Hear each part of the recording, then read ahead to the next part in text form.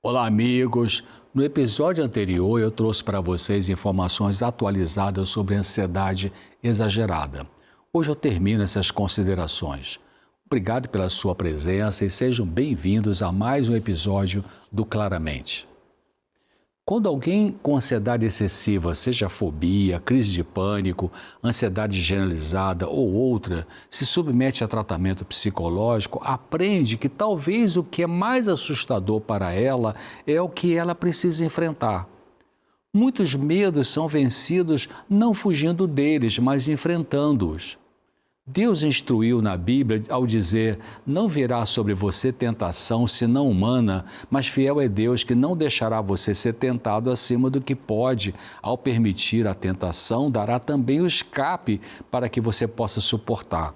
Isso está na primeira carta de Paulo aos Coríntios, no capítulo 10, no versículo 13. Troque a palavra tentação por provação e vai dar no mesmo. No tratamento psicológico para transtorno de ansiedade, no modelo TCC, Terapia Cognitivo-Comportamental, se usa alguns tipos de intervenção. Um deles é ajudar a pessoa com estratégias de relaxamento, outra é o treinamento de habilidades sociais e uma terceira é a exposição gradual ao que causa ansiedade e outra ainda é trabalhar com o paciente a reestruturação dos pensamentos ou reestruturação cognitiva. É possível aprender a relaxar com meditação, com oração, com respiração. O treinamento de habilidades sociais são atividades que fornecem condições de ter melhor vida social, diminuindo os comportamentos bloqueadores da interação com outros. A pessoa muito ansiosa, especialmente com fobias, é ajudada na terapia a enfrentar o que ela tem medo e isso é feito gradativamente na medida em que ela suporta a ansiedade. Por exemplo, se a pessoa tem fobia de animal, mesmo sendo inofensivo, o psicólogo a ajuda expondo-a àquele animal, primeiro talvez com uma foto, depois talvez com um bichinho de pelúcia e assim por diante. E a pessoa vai aprendendo a perceber seus pensamentos e crenças psicológicas disfuncionais e conseguir mudar isso, adotando uma maneira de pensar que não conduz à ansiedade. No tratamento de pessoas com ansiedade generalizada, ela é ajudada a perceber que a preocupação tem mais que ver com tentar aliviar o desconforto com a ansiedade do que com algo realmente perigoso ou ameaçador. Quanto mais ansiosa a pessoa se sentir, mais provável é que fugirá da situação, não porque a situação é necessariamente perigosa, mas porque a ansiedade diz que é. Não importa o quanto a gente se preocupa, algumas coisas darão errado, algumas emoções que sentiremos serão desagradáveis e alguns problemas não poderão ser resolvidos. Quanto melhor e mais cedo aceitarmos isso, menos ansiedade surgirá. Preocupação excessiva produz ansiedade e a ansiedade conduz a pessoa para evitar o que ela precisaria enfrentar e a leva a continuar com pensamentos negativos e condutas sofridas. No fundo, existe uma espécie de intolerância para com a incerteza. Por isso, quanto mais uma pessoa for controladora, mais provável é que ela seja incomodada por preocupações que produzem muita ansiedade. Interessante que Jesus deu a orientação para não andarmos ansiosos ou preocupados em excesso na vida. Ele disse assim: não andem ansiosos quanto à sua vida, pelo que irão comer ou beber, nem quanto ao seu corpo, pelo que vestirão. Não é a vida mais do que o mantimento e o corpo mais do que o vestuário? Vejam as aves do céu, disse ele, que não semeiam, nem cegam, nem ajuntam em celeiros, e seu Pai Celestial as alimenta. Não têm vocês muito mais valor do que elas? Disse mais Jesus: veja os lírios do campo como crescem e não trabalham nem fiam. E eu digo a vocês que nem mesmo Salomão em toda a sua glória se vestiu como qualquer deles. Se Deus assim veste a erva do campo que hoje existe e amanhã é lançada no forno, não vestirá vocês muito mais, homens de pouca fé. E Jesus disse, então, não andem, pois, inquietos, dizendo que comeremos, ou que beberemos, ou com que nos vestiremos, porque todas essas coisas os gentios procuram. Mas seu Pai Celestial bem sabe que vocês necessitam delas. Busquem primeiro o reino de Deus, em primeiro lugar, né, e a sua justiça, e todas essas coisas serão acrescentadas a vocês. Não fiquem preocupados pelo dia de amanhã, completou ele, porque o dia de amanhã cuidará de si mesmo. Basta cada dia o seu mal. Esse longo relato está no Evangelho de Mateus, capítulo 6. Quando você quando você vai se defrontar com alguma coisa que é importante, você se sente impotente, na verdade, né? É importante, você é impotente diante dessa situação, aceite a sua impotência, não se deprecie por causa disso e siga adiante se ocupando com outras coisas que sejam boas para a sua vida. Michael Douglas é professor e diretor do Laboratório de Transtorno da Ansiedade do Departamento de Psicologia da Universidade de Concórdia, no Canadá, e na técnica dele para o tratamento de transtorno de ansiedade existem fatores a serem trabalhados. Primeiro, reconhecer a intolerância para com a incerteza. Segundo, reavaliar a utilidade da preocupação. Serve para quê, né? Terceiro, treinamento de solução de problemas, definindo o problema, criando metas para enfrentá-los, pensando nas alternativas e tomada de decisão e prática de soluções. Quarto, exposição com imagens do que produz ansiedade.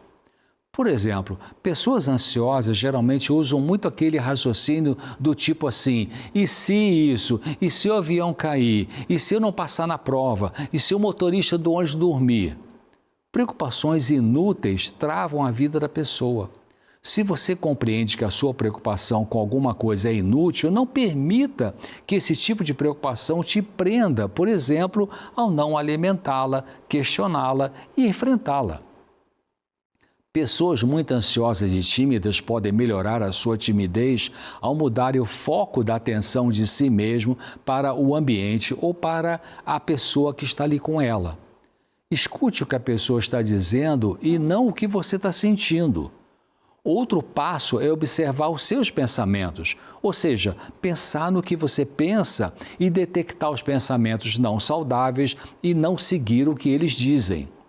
Também dê passos concretos no enfrentamento do medo. Por exemplo, se você tem medo de sair sozinha ou sozinho, vá até certo ponto do trajeto e depois volte, mesmo não tendo ido até o local desejado. Insista nessa prática e depois de alguns dias avance onde você conseguiu ir antes. Isso pode descondicionar seu medo e assim conseguir enfrentar a sua ansiedade. Não faça isso só se usar medicamentos tranquilizantes e enfrente a seco. Uma meta-análise, que é um estudo de pesquisas científicas já feitas, mostrou que a ansiedade em jovens tem aumentado há anos e é difícil definir uma causa específica para isso. E um dos fatores contribuintes que os cientistas observam é a diminuição da conexão social estável. Muitos que sofrem com ansiedade excessiva pensam que se preocupar é um jeito de resolver o problema. O Dr. Robert Leary, diretor do Instituto Americano de Terapia Cognitiva em Nova York e professor de psicologia do Weill Cornell Medical College, ele disse que as estratégias que não funcionam para evitar a ansiedade social incluem procurar por incertezas, ordenar parar de pensar em algo, tentar coletar o máximo de informação possível, evitar situações que causam ansiedade, evitar o uso de álcool e outras drogas, a preparação em excesso, ficar remoendo o passado, não aceitar que temos pensamentos esquisitos. E ele diz que aceitar um pensamento indesejado e, na realidade, é uma maneira de controlar a preocupação. Hábitos que ajudam a lidar com a preocupação podem ser, primeiro, identificar a preocupação que é produtiva e a que é improdutiva. Segundo, aceitar a realidade e se comprometer a mudar. Terceiro, desafiar o pensamento olhando para o que no fundo produz a ameaça. Quarto, chegar a um acordo com o fracasso. Quinto, usar as emoções em vez de se preocupar com elas. Algumas pessoas pensam que precisam ter que parar de se preocupar e se estressam por se preocupar com a preocupação. Muitas crianças se tornam muito preocupadas porque seus pais também são muito preocupados, muito ansiosos, superprotetores, que enfatizam a vergonha e não elogiam o filho quando ele consegue vencer algo difícil para aquela criança. Muitos adultos ansiosos tiveram problemas de apego na infância. Uma pessoa estabelece um apego quando, em situações de insegurança, busca contato com a figura que determina qual a melhor forma dela ser protegida. Pode ser a mãe, o pai, um irmão mais velho ou outra pessoa importante para ela. Existe o apego seguro e o inseguro. Crianças que não experimentaram segurança, seja por negligência, abusos e falta de proteção, têm propensão a desenvolverem apegos inseguros, se tornando evitantes, ou seja, com dificuldade de formar relações afetivas próximas ou ansiosas que exigem muito contato e cuidado. As pessoas muito preocupadas podem ser ajudadas ao entenderem que certas preocupações têm uma certa lógica. Assim, elas podem não ficar se atacando ou se depreciando por terem algumas preocupações. O importante, como eu já comentei, é fazer uma diferença entre as preocupações e pensamentos úteis dos inúteis. Pensar no que você pensa melhora a autoconsciência, o que, por sua vez, auxilia no combate à ansiedade excessiva. O problema é que boa parte das pessoas não faz isso, não pensa no que pensa e vive no automático. Mas quem quer melhorar sua ansiedade excessiva deve avaliar seus pensamentos, ver o que tem de positivo e de negativo. Pensando no que você pensa, ajuda a perceber que você pode ter pensamentos distorcidos, como a tendência de pensar em catástrofes, achar que estão todos contra a sua pessoa, entre outros tipos de distorção de pensamento. Pessoas muito preocupadas têm necessidade exagerada de controlar resultados, já que ligam o fracasso ao valor de quem elas são.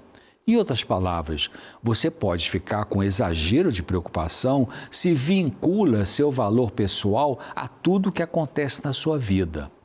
Um fracasso não quer dizer que você não é uma pessoa de valor.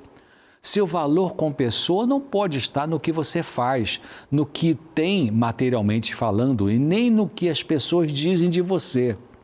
Seu valor é baseado no que Deus pensa da sua pessoa. E o que Ele pensa?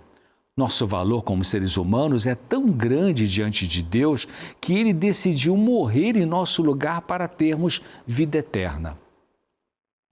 Parece mesmo verdade que 90% das coisas com as quais nos preocupamos não acontecem. Ao pensar que algo dará errado, procure todos os motivos que levem a isso e procure reverter e prevenir. Observe que a preocupação se associa à superstição. O que é superstição? É uma crença baseada na ideia de que determinadas atitudes, números ou palavras trazem azar ou sorte. Pode ser pessoal, religiosa ou cultural esse tipo de superstição. Um hábito que pode piorar a ansiedade é a tendência da pessoa preocupada em querer resolver qualquer problema imediatamente. Mas é importante esperar, observar, dar 2 passos para trás e olhar a situação de maneira mais objetiva, em vez de ficar ansioso para resolver logo. Pessoas ansiosas tendem a exagerar na avaliação do risco porque tentam evitar que coisas ruins aconteçam.